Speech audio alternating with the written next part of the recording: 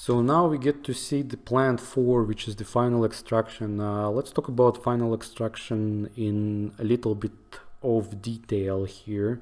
So we've seen earlier how in the primary extraction we had the separation cells. So first we had the conditioning drums, and then we had the separation cells, and there was like a blade that was collecting the bitumen froth from the top of the separation cell. So, and then essentially after that, that bitumen froth gets down to this building here, the plant 4 final extraction, where it goes through 2 stages of the centrifuges. So first it gets into the big centrifuges, which is the first stage, and then after that it gets into the second stage, which is the smaller centrifuges. And this is actually a pretty interesting building because this building has 3 floors. On the first floor you kind of have like a whole bunch of different pieces of equipment, maybe like 2 or 3 centrifuges. Then on the second floor you got those big centrifuges, and you got total of 12 of them. And then on the fourth floor you've got a whole bunch of small centrifuges, and you got like maybe, like I want to say maybe 30 or 40 of them, a whole bunch of them. And so the reason why this is called final extraction, and the reason why it's why we use centrifuges in here, is because the whole point of this plant is to get rid of the fine particles of sand, minerals, and clay, as well as water from the bitumen feed. Your big centrifuges would be the first stage that gets rid of all the bigger particles, and then it gets into the smaller centrifuges where it gets rid of all the finer particles. And what you get as the output of this plant is a clean diluted bitumen with very small concentrations of minerals. You get very small concentration of fine sands, clay, and water, which is really good. And then it gets into the diluted bitumen storage tank, and it sits there until it gets to the next plant. So yeah, here we got the centrifuges, here we got the electric motors that power the centrifuges. So I actually been to this area many times, and I can actually show you of what this area looks like today. I was actually pretty lucky because I got to be there once when they were taking apart the centrifuges for maintenance. So you get to see the centrifuge at the back there, and then you can see the electric motor, which normally sits in this area here, but they had to remove that in order to do the maintenance and stuff like that. And this is another centrifuge, same situation here, the big centrifuge and the massive electric motor that powers it. And I gotta say, those look exactly like the original ones. So you know what, I think those are the original ones. Maybe they took them apart to do like the rewinding at some point, but yeah, those have been serving here for 58 years so far. I got happy little plant operator over there doing his checks. And then this is the third floor with the smaller centrifuges. This is what the smaller centrifuges look like, and I can even show you what they look like when they're taken apart for maintenance. So this is a smaller centrifuge with its head removed. And then inside of there you can actually see the part that spins, and the other part that's just the casing. Yeah, it's crazy to see what this area used to look like, because nowadays it doesn't look as clean anymore. It has a lot more stuff that was added over the years, and walls have been painted, and you've seen a door in there. The door in there was closed, but whenever I was there, the doors were always open, because you know it's painful to always go in, open and close those fucking doors. So what's interesting is like the entire building is split into like 4. So there's 3 floors, and each floor, the second and the third floor only, I guess, they all have 4 rooms in there, and then like a hallway in the center where, you know, they have like maintenance benches and storages and stuff like that. And then on the sides of the building, they actually have those doors, that you can open up. And so when you do your maintenance, you have to bring some of the parts from the outside, and or maybe take some parts outside to take them somewhere else for maintenance. And so they have those doors that you can open up, and the crane is able to come outside and lift things up or lower them down and stuff like that. That's kind of what we see over here. So this over here is plant 3 and this is plant 4, and we actually see that second floor and the third floor doors over here. And then I have another picture over here of the plant 4. So here are the doors I was talking about. Second floor, third floor, and then there's that big bitumen storage tank I was mentioning earlier. And then I'm gonna show you this photo over here to kind of prove that what we were looking at was plant 4. So again, we have those doors again, but in this time they were actually open because that's when they were doing maintenance and such. And if we look at the building, has changed quite a bit. They have added a lot of stuff over the years. Like for example, at the very top of the building, we now have like a whole bunch of coolers. I've actually never been up there, but I would be pretty interested to go up there sometime if I could. And I guess one of the original things that we can reference back to is this little balcony, the fire door, fire exit. And that's actually something that we can barely see, but we can definitely make it out on this original footage over here. There's that balcony with the ladder going up. And then there's this very confusing structure over here, which we do see over here very little bit of. And then we see it again over here. Actually, what's interesting, it seems like we're missing a couple of vessels that were in there originally. Like just something really big that's on top of that structure, and then something really, some really big vessel over here as well. And we just don't see that anymore over here. So maybe originally it was there, but then it got removed. Who knows? A lot of things have changed over the 58 years. So what's actually interesting is I actually happen to have a photo taken from that balcony over there, looking towards the area where this frame was taken from. So like in this case, like I said, we already seen the plant 4, plant 3, and then we have this little building over here, which is the electrical building. And on this photo, the person who took the picture is actually standing on that balcony and looking towards that area where the frame was taken. And below us, we do see that electrical building. And even this area has changed quite a bit, because back in the day, we used to just have a couple of pipes running along the ground there towards the plant 3. But nowadays, there's like a whole bunch of heat exchangers that have been placed here, a whole bunch of pipe racks that have been placed here, and the piping and stuff like that, which is crazy. So here we are back at the South Tank Farm. Yeah, South Tank Farm. Again, the river at the back is a giveaway. Now here it's actually kind of hard to tell which tanks those are. I think this is not the original tanks that we saw earlier when they were in early construction phases. I think those are the tanks that were right next to those two. So yeah, not much information to go based off in here. So on Google Maps, that would probably be maybe those two tanks, is what I'm thinking.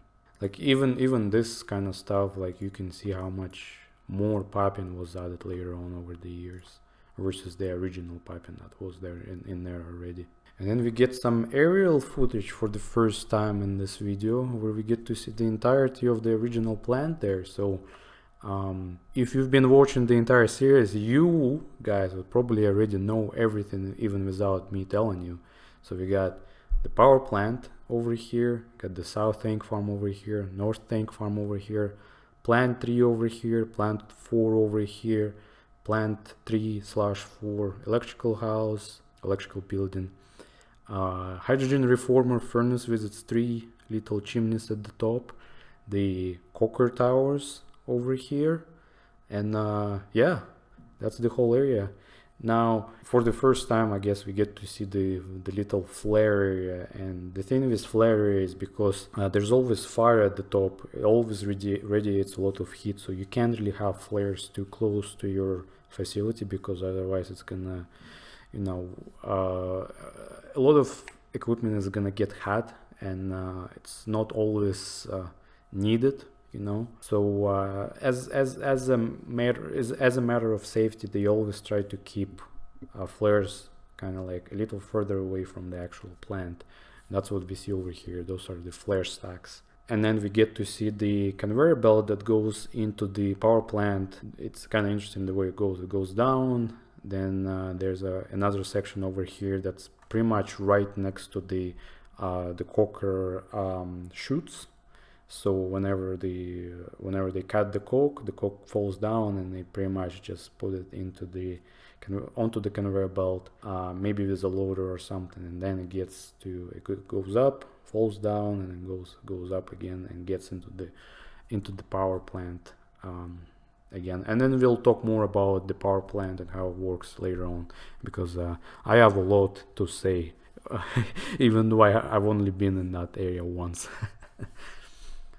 This would be really good footage to show in my previous video when I was talking about coker towers and stuff like that. But if you've seen the last video, this is gonna be the next part of it, and you are already familiar with a lot of things that we went over last time. So the coker towers, when they were just installed, when they were brand new, that's what they looked like. You got your 6 drums. So I was right about the original 6 drums being there, and then the 2 others being added later. And then we got our furnaces, the coker feed furnaces, but we only see 2 of them. The third one is like probably behind there. And then we see a bunch of the conveyor belts here. Cool stuff in my opinion. Again, same thing. That's from this is like almost by the river. So this picture was kind of taken, this footage was taken looking towards the coker towers, over the pond area. So in our case, it's really hard to see because of how dark this area is. So the coker towers are about here, and the picture was either taken just so we can see the pond, so probably either from here or maybe even over here, hard to say. But yeah, this area is really dark because there's always coke everywhere, petroleum coke, and then just because of the location of the plant and the elevation change, it's actually always dark in there because the sun is always kind of like behind the actual plant. So the sun is always kind of shines from this area, and you rarely get any sunlight in this area. So like most of the times, or all of the times when I've been in this area, it's always been dark behind those coker towers. Here's our power plant again. Here is a view from somewhere else. Here are the turbine generators inside the power plant. So we got the first one over here, second one over here, and a couple of I think those are control panels and stuff like that. And then this handle over here, which is very interesting. I've seen that a lot in many different power plants, like especially around the turbine hole areas. Like I've been to power plant museum in the Ontario, like where the Niagara Falls are, and I've seen the exact kind of wheel handle there as well. And I think it has to do something with regulating the steam supply to the turbine, if I'm not wrong. Or maybe it had to do something with the governor, which governs this speed and stuff like that. So very interesting stuff, because sometimes there's just things you see everywhere in all the kind of like places that do kind of similar stuff. So, well, very, very big cables over here, very big cables. And here's the, well, pretty much the final plant, or is the final plant. We got everything put in place, everything is painted really nicely. Yeah, that's what the power plant, that's what the base plant looked like in its final construction stages. Then we see the coker towers at the back there. So again, back when they were brand new, coker drums, coker towers, and the coke feed furnace. Got those 3 vessels over here, which I can show you what, well, we've seen those already on some of our pictures. Those are those 3 vessels we see right in front of the coker towers over here. The power plant, again, the conveyor belt for the power plant that brings in the coke. Power plant stack there as well. North tank farm. So this is very interesting because there's this, I think this is a butane or propane tank, which is like made in the shape of a sphere, which is usually made for gases. But I don't really know exactly what gas was in there back in the day. That tank is no longer in there anymore. I think when they were building the Millennium plant, which is the modern plant, they got rid of that original tank. So we would be in that original footage, we would be looking away from the plant, so towards north of the plant.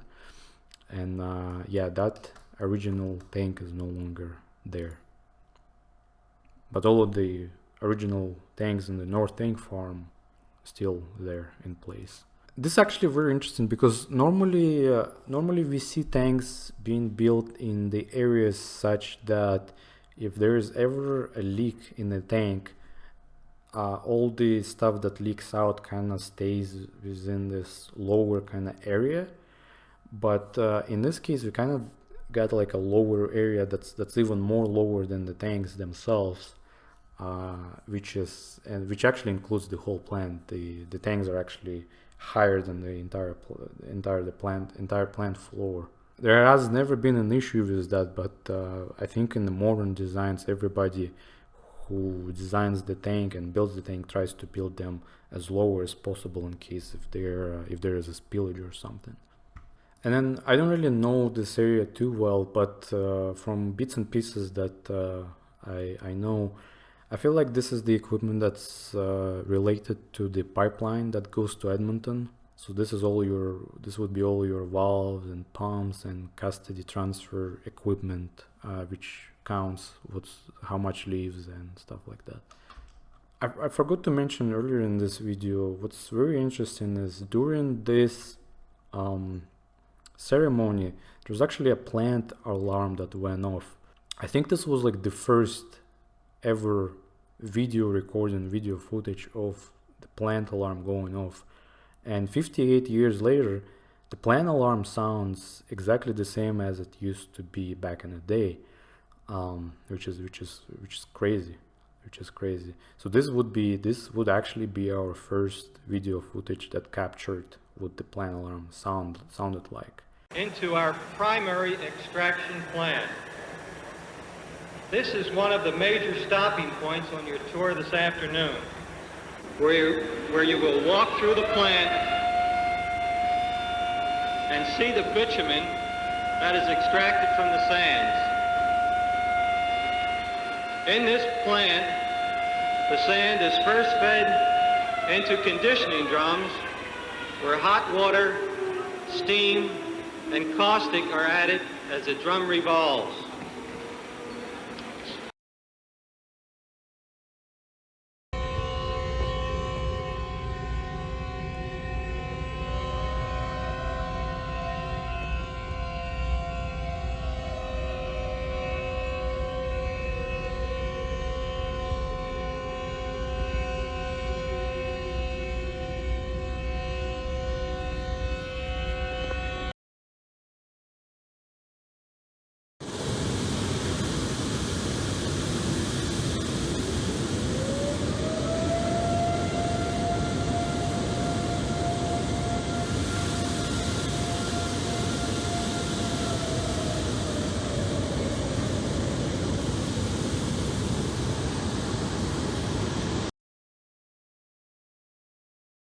back then, I think maybe they were doing just a test of the plant alarm. I don't think there was actual issue in the plant. Kind of like what we do today. Like most of the time when we hear plant alarms, it's usually a test that takes place on Wednesday at 12 o'clock, and then I believe a second test takes place on either the Saturday or Sunday at 1 o'clock, I believe. But I actually haven't been to the base plant on the weekends very often, so I've never actually got to. Maybe there's only like one time when I actually caught the alarm on the weekend, like when they were testing the alarm. So we're almost done here. We're pretty much at the end of the video, and the only few footages we have here to review are the aerial footages of the plant. Here's the plant in its entirety. You can see the pond over here. I actually know that, like, for example, this pond, at least in my days, yeah, this pond is still here. This is actually the ash pond for the power plant. So when the power plant burns the coke, it produces ash, and the ash is actually gets into that pond in semi-liquid state. So or maybe I should clarify that as being mixed with water. So it's a very very dirty pond. There is just water mixed with ash. So maybe it is a good thing that they're switching over to the natural gas, so they don't have this dirty pond anymore in the future. So yeah, we see the original tanks and the south tank farm. So there's 4 of them, and then there's one more. There's something really black over there. Oh, that's just dirt, the speck of dirt. Then we see the north tank farm, we see our power plant, we see the coker towers, and then we see the flares over here. Don't see much of the, we see the plant 4. This is what that whole area looked like back in the day. So this is plant 4. You see how many plants there are right now in here. So how so much more equipment that was added. And then back in the day, it was just plant 4 and plant 3. Not even the extraction main admin, to be honest, was there. Yeah, we see plant 3. Really hard to see, but there is a conveyor belt over here. And then we see the plant 3, plant 4 electrical building, and then we see where they use the bucket wheel excavators to mine out the oily sands. And in another angle here, again the conveyor belt, plant 3, the power plant, south tank farm, north tank farm, coker drums, and the hydrogen reformer furnace. And then again different angle here, plant 3, north tank farm, power plant, coker drums. You can barely see the hydrogen reformer furnace. And then this whole area over here, which is north of the plant, was used to house the workers and cafeterias and warehouses and whatnot. Nowadays in this area they built the Millennium plant in the early 2000s. So yeah, very very cool stuff. Very lots of interesting things to see here, a lot of interesting things that I saw for the first time in my life in its original state in this video. So very nice. And that's it for this video. Pretty much there's nothing else to discuss. There's a couple of more frames we see of the bucket wheels, but we've seen enough of that. So yeah, I'd say thank you very much guys for joining me in this wonderful little video series. There's gonna be more videos coming out in which I'm gonna be talking about plant 31, the power plant. I'll talk more about plant 4 at some point. I'll talk more about the flares and the flare safety and stuff like that. Well, not the flare safety, but rather why we have flares for safety and stuff like that. And yeah, there's gonna be more videos coming up. There are more videos planned, and I'm gonna try to get them out as soon as possible, just because later on I won't have the ability to make videos anymore And I hope that you guys learn a lot from this series, and I hope it's educational and entertaining in a way or sorts, I guess. So I will be seeing you in the next one, and bye bye now.